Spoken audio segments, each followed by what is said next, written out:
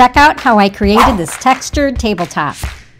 By the way, I created this texture on the back of my Christmas table so I wouldn't have to store it after the holiday. We live on the river, so this vintage fishing net was the perfect inspiration for my texture. I added ordinary latex paint to joint compound. The paint acts as a binder. Once it was well mixed, I applied it over the netting with a scraper. Then I carefully removed the netting.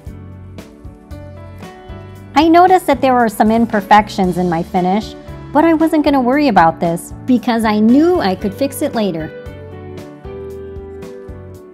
After the texture dried, I went back in with the tip of a knife and I recarved the areas that I needed to. I refined the surface with a sanding sponge. Then I brushed off the dust. A sponge roller allowed me to press the paint into the recessed areas. For this, I used ordinary acrylic paint. I took some of the original base coat color and I added in a contrasting color. I used a sponge applicator to apply it to the surface in a random fashion. This added a lot of dimension and interest. I then added a third color as an accent because I really wanted this texture to pop.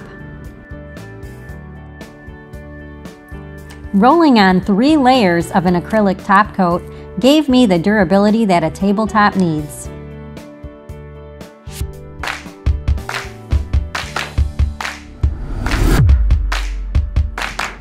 This is my tabletop.